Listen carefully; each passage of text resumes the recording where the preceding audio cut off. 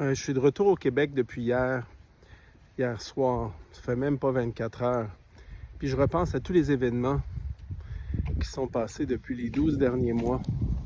Quand vous allez regarder la photo qui suit, puis vous voyez Arthur, quand on lui parle, il rit, il sourit, il a dit maman 3 fois, il respire par lui-même, contrôle sa tête, son cou, il commence à bouger ses bras.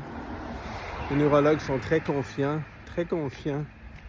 qu'il va pouvoir marcher d'ici 24 mois.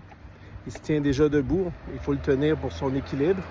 Mais il s'améliore, on voit qu'il est conscient, on fait des farces, il rit, on met tête à claque, il adorait ça. Il rit, il se souvient, on voit que son cerveau fonctionne et qu'il s'améliore à chaque jour que le bon Dieu amène. Mais pourtant, il y a une année de ça, on voulait le débrancher à Montréal, à l'hôpital Montreal Children. Puis on devait faire ses funérailles, il devait mourir le 29 novembre. Vous savez, moi je voulais jamais aller publiquement avec cette histoire-là. Mais je me dis que le Québec a tellement besoin d'une réforme urgente en santé. On est vu comme une dépense au Québec. On est vu comme une dépense, comme un fardeau. On a coupé environ 1,3, 1,4 milliard dans le système de santé. Puis on dit aux gens que ça n'aura pas d'impact. C'est mathématiquement impossible. Les médecins se plaignent, et les hôpitaux, que c'est impossible de gérer les hôpitaux parce que trop de structures administratives, trop de cols blancs, trop d'employés pour faire de l'administration. Alors que c'est pas compliqué, gérer un hôpital.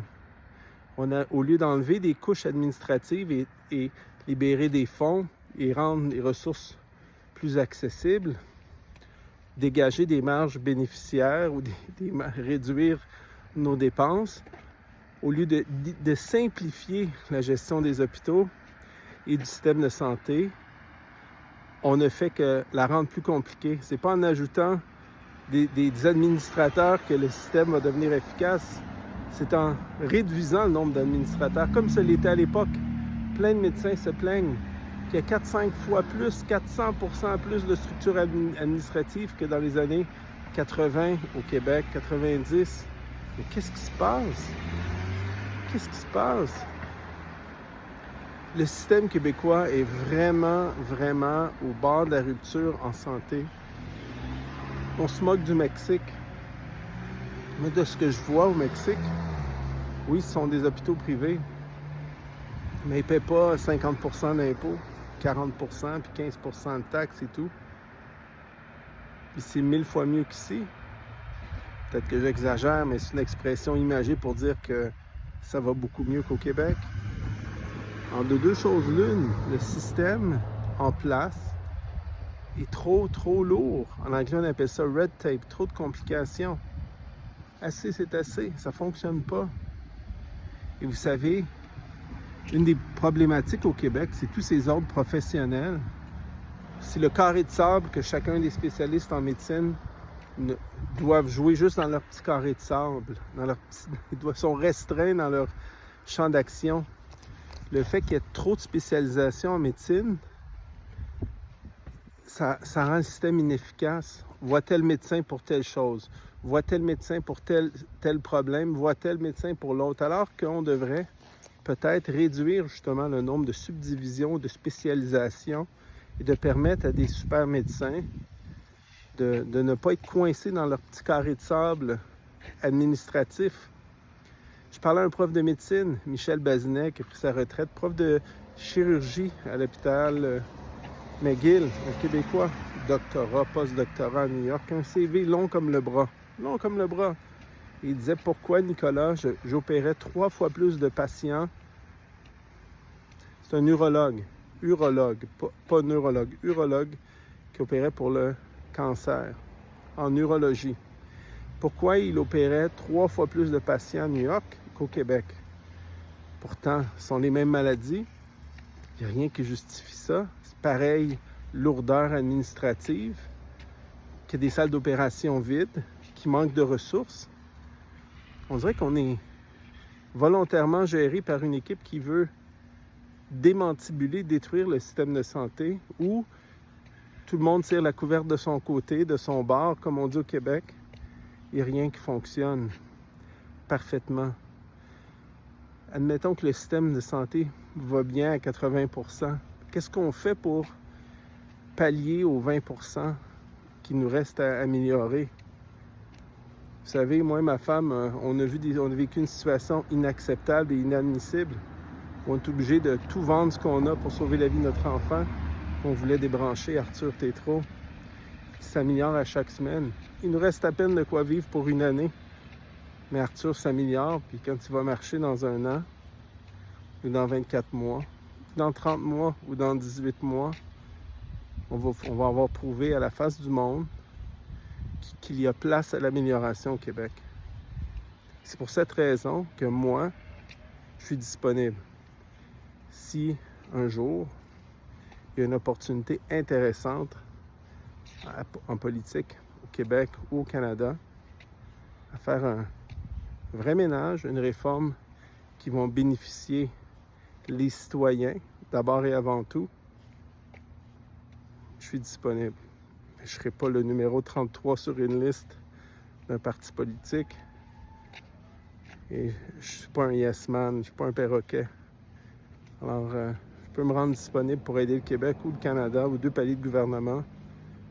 Mais il faut qu'il y ait un défi intéressant et une véritable volonté, moins partisane que plus partisane, une volonté réelle de mettre en place des changements durables au bénéfice des citoyens, d'abord et avant tout. Ici Nicolas Tétrault, à Montréal. Aussi 2 systèmes que j'oubliais, qui sont très choquants dans le système de santé au Québec. Un, dans le cas d'Arthur, on refusait toute intervention ou tout conseil médical d'experts mondiaux et américains en noyade. Moi, si quelqu'un m'appelait, c'était un des plus grands experts au monde, je décrocherais le téléphone puis je dirais oui, monsieur, oui, madame, que puis-je pour vous, comment on peut travailler ensemble. Au Québec, on a une suffisance. C'est comme si on était reclus dans un petit village, puis on a des œillères, puis on veut pas s'intégrer, on veut pas parler aux plus grands spécialistes. Et le fait d'avoir eu ce refus de dialoguer avec les spécialistes américains en noyade ont retardé grandement l'amélioration d'Arthur, en plus d'être gavé de 14 médicaments. 14 médicaments, c'est une hérésie. Des fois, allant de 6 à 10 fois la dose d'un enfant.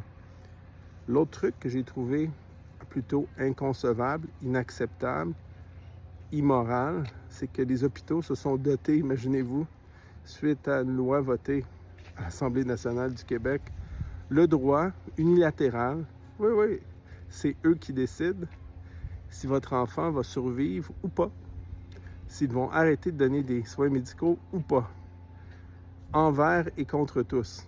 Donc, si les parents sont contre, il n'y a rien que vous pouvez faire. Aller à la cour, puis vous regarderez les résultats 8 fois sur 10. Les juges vont dans le même sens des médecins, parce qu'ils ne sont pas des médecins, puis ils se disent que si ça vient des médecins, c'est bon. Alors nous, on a utilisé tout notre réseau pour sortir Arthur du Québec. Après 7 semaines, ils voulaient le débrancher et, sans notre consentement, le tuer. Et nous, après 5 semaines, il était sorti de l'hôpital aux États-Unis. Et pendant ces 7 semaines où il était surdrogué, ça a causé des dommages, ça a retardé grandement son développement et sa remise sur pied. Et ça, c'est prouvable. De tous les dossiers médicaux et les experts pour le prouver. Nonobstant ce qui s'est passé à nous, imaginez-vous tous les autres parents, adultes, humains qui ont subi ça, soit avec leurs parents qu'on a hâtivement débranchés parce qu'on est une grosse dépense dans le système. On n'est pas vu comme un revenu, on est vu comme une dépense. Et cette approche-là n'est pas facile. Tous les autres qui ont dû se départir de leurs enfants, de leurs parents, alors que peut-être qu'il existait d'autres options. C'est un peu comme les plaies diabétiques. Je parlais avec des infectiologues sous le couvert de l'anonymat. Ils sont obligés d'amputer des jambes, des pieds diabétiques, alors qu'il y a d'autres options. Plusieurs savent pertinemment que les chambres hyperbares sont utilisées pour les plaies diabétiques. Mais horreur, au Québec, le Collège des médecins, Santé Canada, ne reconnaissent que l'utilisation des chambres hyperbares pour 12 à 14 conditions, alors que certains pays frôlent les 100 conditions médicales 100. Pourquoi notre retard? Qui a la mainmise réellement sur la prise de décision? Et en anglais, on dit « follow the money ». Suivez l'argent. Il faut que ça cesse. Parce qu'au bout de la ligne, on peut causer des dommages moraux, humains, irréversibles, dont la mort inadmissible, dans certains cas, de plusieurs patients, des humains. Peut-être ça pourrait être vos frères, vos sœurs, vos cousins, vos cousines. Ça pourrait être vous. On doit se poser de véritables questions. Quand on vit dans une société, on n'est même pas capable de dire que de prendre la vitamine C, c'est bon pour vous quand vous avez une grippe ou une infection, alors qu'on l'apprend, moi je l'ai appris en tout cas, au secondaire, au collège Jean-de-Brébeuf. Pourquoi on n'a plus le droit d'apprendre des trucs aussi réels que ça? Les gens n'ont plus le droit de parler, n'ont plus le droit de dire que de prendre des vitamines, c'est bon. On a le droit d'acheter plein d'alcool, on en fait la promotion, on a le droit d'aller au casino, tout ça c'est contrôlé par les gouvernements. On a le droit de fumer de la marijuana, pas de problème. Ça, on a le droit, allez-y, allez-y. L'Auto-Québec, allez-y, c'est bon pour vous, allez gambler, allez vous endetter, allez fumer de la cigarette, allez acheter de l'alcool, allez acheter de la drogue.